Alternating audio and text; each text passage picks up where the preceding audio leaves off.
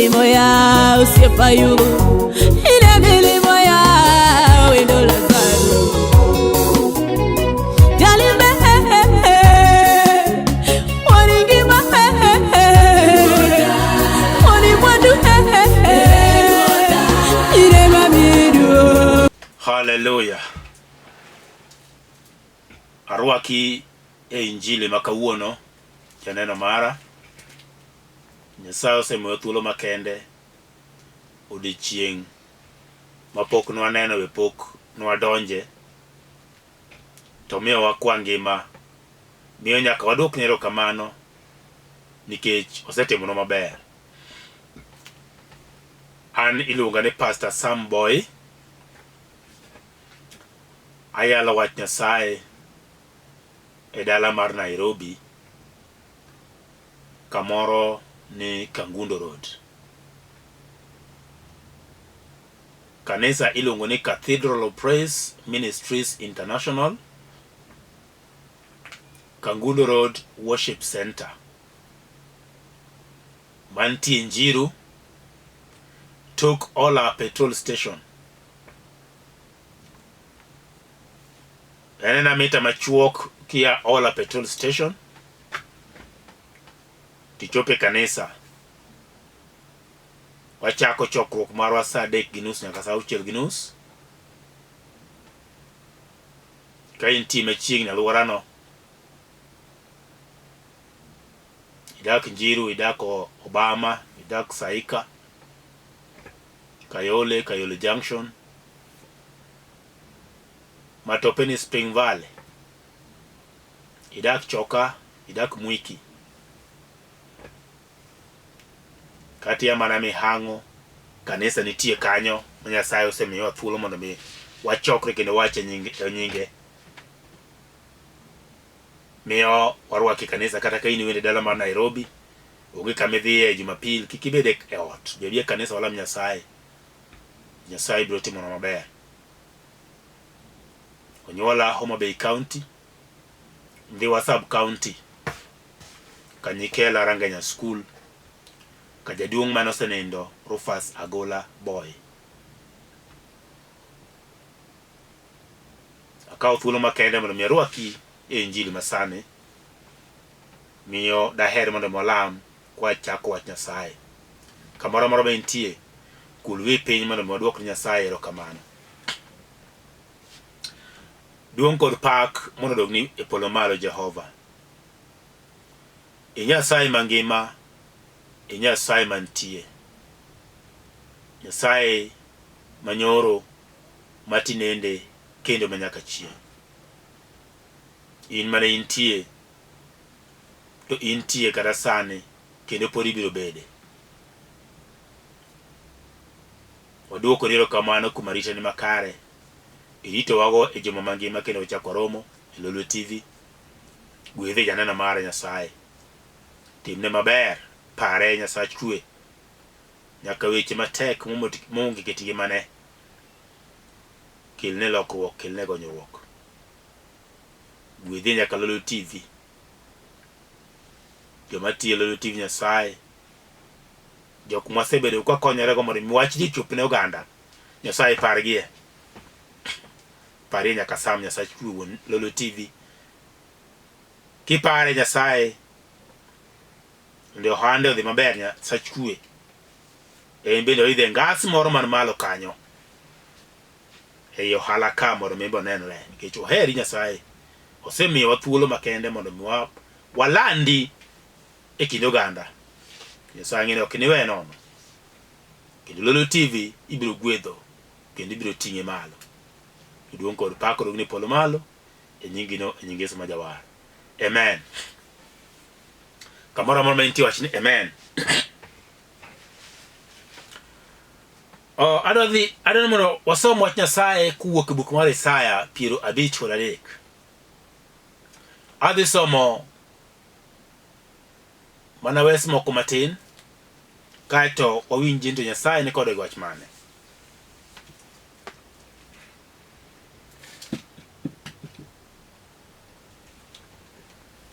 Wach Nyasaye wacho kama: ng'ano moseyie weche mwasewinjo. Jehova oselo ne ng'a teko mar bade.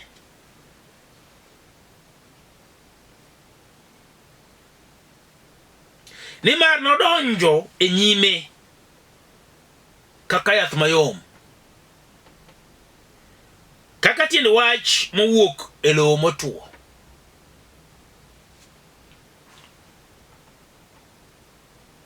Onge kido maber kata chia, to kwa nene onge gi chia madimi wadware. Ji ne chaye kendo ne gikwere. Ng'ato maneno chandruok, maneno masira, mino chaye ka ng'at ma ji pando ne wang', to ne ok wadewe. Adier oseting'o tuoche wa, kendo osekawo chandruok wa, to ne wapare ni en ng'at maneno masira ma Nyasaye nogoyo malit kendo mothagore. Ada wuoyo kuom gimoro ni yie.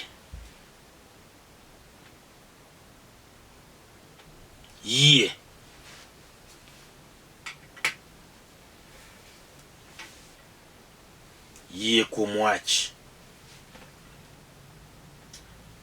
Moma wuoyo e buk mar Isaya janabi, Isaya wuod Amos, to chako mana gi penjo mokwongo e buk mar 53. Kopenjo niya, ni to en ng'ano moseyie gima wasewinjo? Ng'ano moseyie weche mwasewinjo? En ng'a moseyie weche mwasewinjo? Mane kaka wach Nyasaye ochakore e buk mar Isaya 53. Matiende kare nitie weche moko mwasewinjo e kit ngimawa, kendo wasewinjo weche mang'eny mabeyo kaachiel kod maricho. Weche mantie kod teko gi mamoko bende weche manono. Wasewinjo weche madiera kaachiel kod mag miriambo. Wasewinjo nyaka mag kuoth kaachiel kod moko manyalo jiwo ng'ato. Wasewinjo nyaka weche moko gin ayenje, moko gin pak. To mama wacho niya, ni to ng'ano moseyie weche mosewinjo? Matene nitie kamoro ma antie, kamoro ma intie, kamoro ma wantie, nitie weche mwasewinjo. To ng'ano moseyie kod wechegi en ng'ama nade? Nikech nitie gik moko ma kiwinjo tiyiego, moko nitamori. To mane misewinjo ma miyiego ni mata diri kendo ma en wach makare? Isewinjo weche mang'eny. Iti isewinjo weche mang'eny. Momoko bose moke pachi, moko bose wuok, moko be ok nyal paro. Isewinjo weche mang'eny. To mane miseyiego kuom weche misewinjogi? Mama wacho niya, Jehova oselo ni ng'a teko mar bade.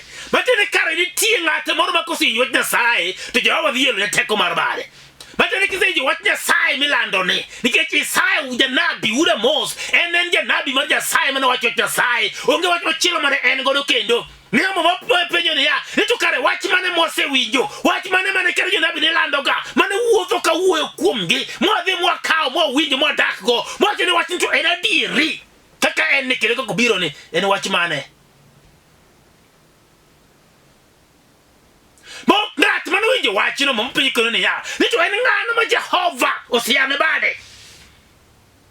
Ng'ano ma Jehova oselo ne teko mar bade? Matiende kare kisewinjo Nyasaye ni Nyasaye Jehova dhi elo ni teko mar bade, en ng'a? Miyo teko mar bade Nyasaye ok onyal yudo. Nyasaye ok nyal mulowa kod teko mar bade. Nyasaye ok nyal wuotho kodwa. Nyasaye ok nyal olo gweth mage kuomwa. Nyasaye ok nyal changowa nikech gik mwasewinjo duto te moa kuome pok waseyiego. to ng'ama oyie kode to nitie kod lokruok e kit ngimane ma gimoro amora ma Nyasaye osewachone to dhi moyiego kare bad Nyasaye nitie kuome. Dongineno kon kod weche mang'eny e kit ngimawa. Wan kod weche mang'eny kendo matek momoko e bechwa. E ute kuonde mwadake kata kuonde mag tich wantie kod weche mang'eny. Lawruok nitie ka gi kacha. Chichruok be nitie ka gi kacha. Ichich mana gi jawadu. Ok iyie kod ng'at ma in go machiegni. Nikech ok ing'eyo gima opare kit ngimane. Weche tek kamoro amora ma ji nitie. Kata obedo ni otimo ohala, kohala kanyo weche ti tek. Weche tek nyaka ne sirkende mag piny weche tek omoko. Nikech dhano dwaro mondo wuoth gi yore giwegi, gi pachgi giwegi, ka gin ma gidwaro kendo ka gihero, to ok mar Nyasaye. To sama wadhi yie wach mar Nyasaye, to wadhi yudo ka nitie kod teko ma kuom Nyasaye. Muma wacho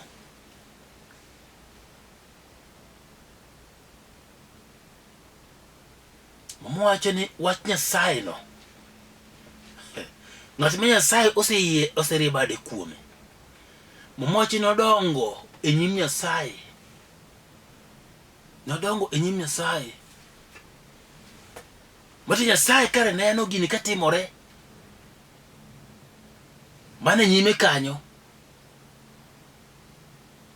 Kech Nyasaye biro kuom ng'ato. Kore. Nyasaye karoro wachni kuom ji. Mamoje ni maro dongo nyime kaka yath mayom.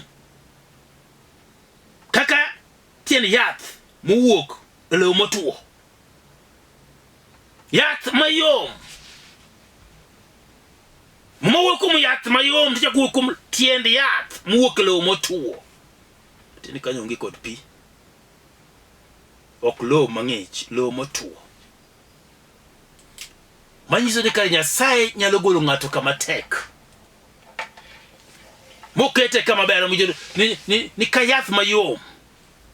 La twa tiene to timinade owuok e lowo motuo. Mateni kare Nyasaye nyalo golo ng'ato kama tek. Kama Nyasaye nyalo golo ng'ato mokaw ng'ato moketie. Onyalo golo ng'ato kama tek. Toketo ng'ato kama yom. To mak mana ng'ato nogo no. Moyie mondo mbuoth kod Nyasaye. Moyie mondo mi winj wach Nyasaye no. Moyie mondo mi okaw wach Nyasaye no. En ng'at ma Nyasaye nitie godo kod wach. Bende ng'eni ji te ok nyal yie wach Nyasaye. Piny ma wantie sani ni nitie oganda mathoth kendo mang'eny ma ok winj wach Nyasaye. Be ok gide wach Nyasaye. Be ok giyiego. Be ok ing'e Nyasaye nitie. Jomoko kata ong'e Nyasaye nitie to gipingo weche moko mag Nyasaye. Moto wacho ni en ng'ano moseyie. Amoyie en jahawi. Nikech kuyie kod wach Nyasaye, nyaka teko mar Nyasaye nere kit ngimane. Emomiyo iyudo kowuotho mana kwanga ka ng'amo omer momadho kong'o. Nikech gik mwating'o e kit ngimawa, gigo pek ma ok wanyal. Nikech pok wayie ni kare wach Nyasaye ni nyalo keto thuolo kendo nyalo gonyo ng'ato. Nyalo keto ng'ato thuolo. Emomiyo mama wacho kama somo niya. Owacho kama wachaka somo ni kendo midi winje maber kama mama wacho niya. Owacho niya. Ji ne chae. Kata kakalo kanyo matin. Wasoma ng'wen. Wacho niya. Adier oseting'o tuochewa. Kendo osekawo chandruokwa. Adier oseting'o tuochewa.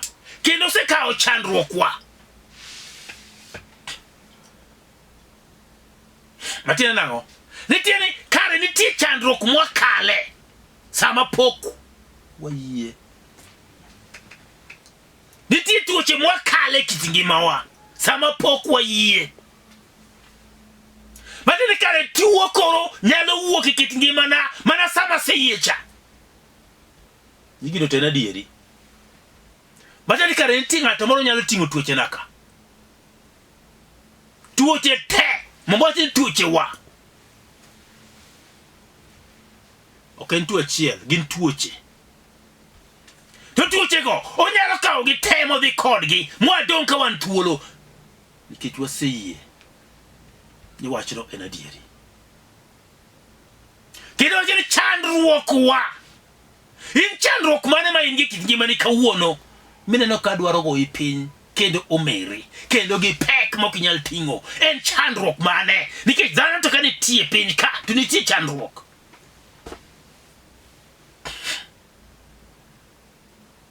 Nitie chandruok. Koro chandruok ne mwacho ni noting'o gi nyaka chandruok wa te.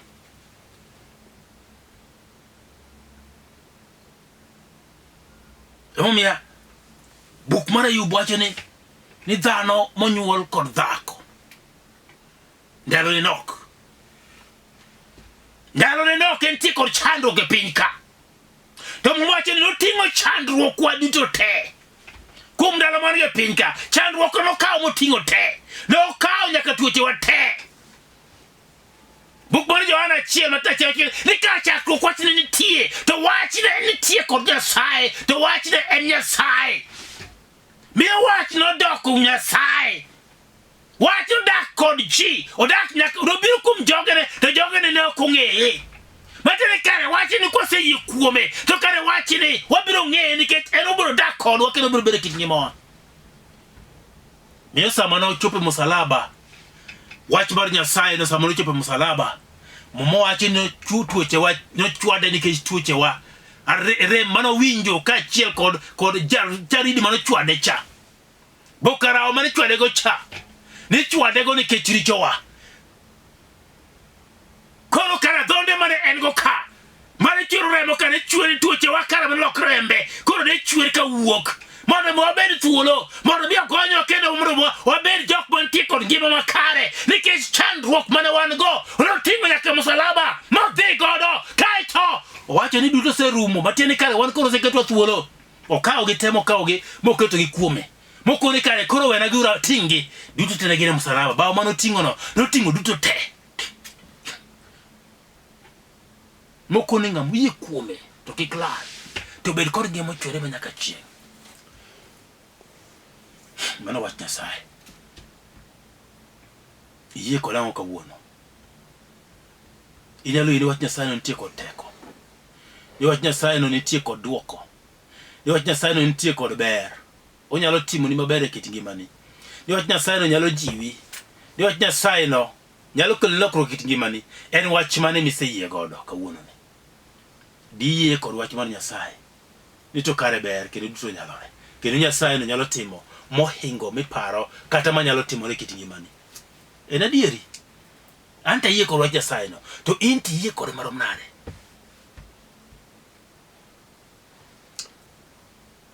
Aneno mama moro mantie kod moko moro kit ngimane. Yano omoko mokwamo kamoro.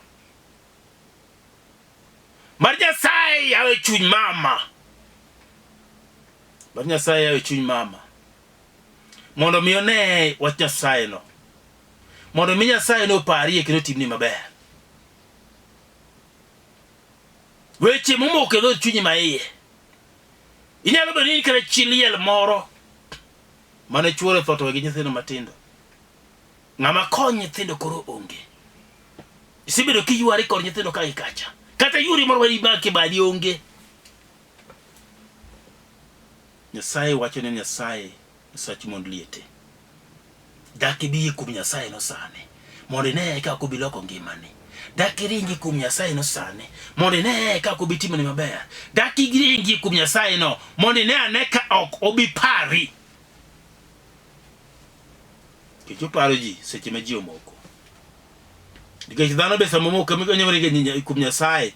Yes, nitie joma di kuom Nyasaye koda weche be koda weche richo en kuom Nyasaye. To nitie joma koma sama weche richo ka gego kuom Nyasaye. To Nyasaye no kata ngoma na kuom seche ma weche richo. To keno juwangi. Nyasaye ok pog ji. Nirigo kuom seche ma weche richo. Nyasaye tiyo kod wachne. Wachne emondo mi chopi kaka nondiki. Miyo obiro timo ni maber kit ngimani. Dakere gi kuom Nyasaye no seche machalo kamagi. Mondo mi kel ni lokruok kit ngimani. Mondo mi timni gima maber kawuono ne. kata ka upone tuo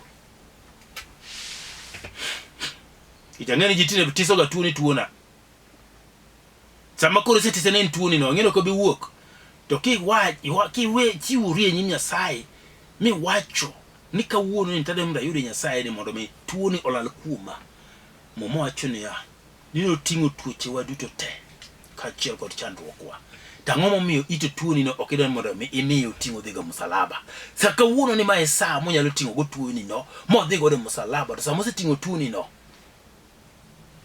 okoro chago duogi koso poke sama moma Yesu ne chiro nyaka jomotho nyaka joma wiyegi no sembachi maura no doji kit ngimagi moko ne gi joneko jorauri ni moko ne chamo mna taka kanoro moko Yesu wud Nyasaye donge pach ngimagi no lokore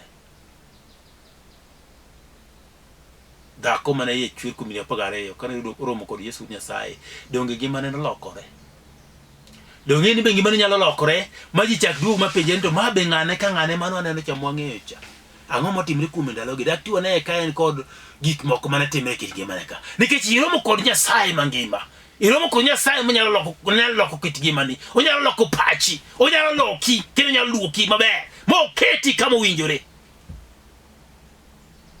en Nyasaye nyeseche Nyasaye mangima hallelujah ale mara la mi ko ngata se chimbe kamar ke Nyasaye no ko winjo wachne mo yie to bi ubiro timo no maber kendo biro parowa to duongne ka chiel ko tekone biro nenda kit ngimawa ulwi kama intimo lola Nyasachwa odoko niero kamano jenana mara iti kod weche momake kendo mogangore kume mapek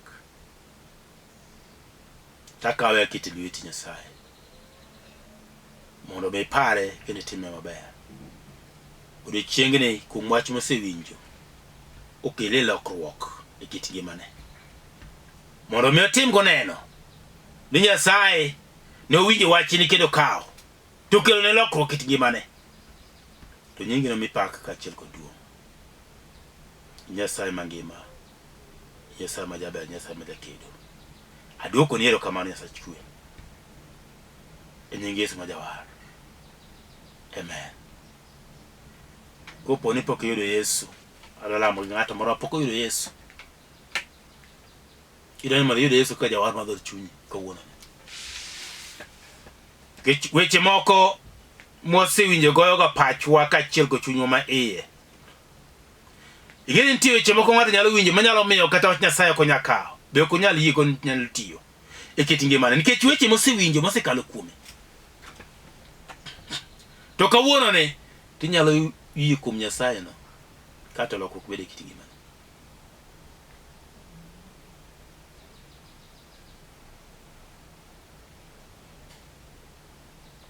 kore momiyo anana lame kod ng'at moro madwaro warruok mondo mi en bende one bar Nyasaye kit ngimane ka intie kanyo to wach kamae Ruoth Yesu abiro iri war dhod chunya keta thuolo golna richona duto te ng'wonna ndik nyinga e kitabu mar ngima to gol nyinga e kitabu mar tho war dhod chunya poga kod richo ka chiel kod timbe mag jasigu jachien aduoko niro kamano amen kilama lamo no tingine wari warruok ok ka jomoko kawe ni gima lich sana magalagala matek kaka lamo no osena wari kilama lamo no riche makuri bedo go motang kati man kanisa milande wach Nyasaye motegno kanisa mipuonje wach maber manyalo mi chunge warruok manyalo mi chunge wach Nyasaye ikone ni yoneno pastor Boyi kayale TV to lamo ni lam mar warruok duong kod pak nolo Nyasaye polo malo. Amen. Aduoko ni Nyasaye erokamano kuom thuolo makende mosemiyowa.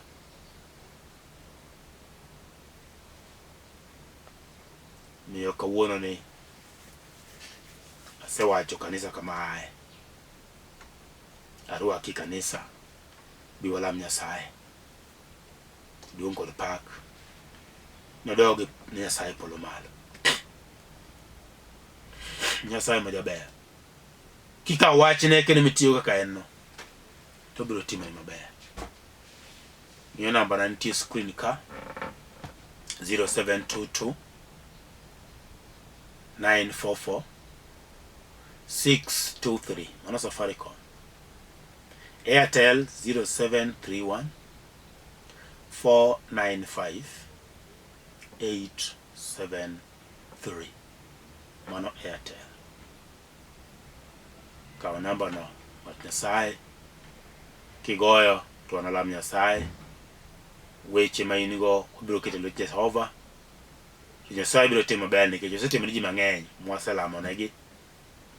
In bende inachiel kuom gima Nyasaye pod dwaro mondo otimne maber. Miyo kibiro ire tok no weyi nono. Aduoko Nyasaye kwero kamano. Ng'wono ma Nyasaye mondo mi obed kodu. Shalom. Amen. Olimo ya usiepa yu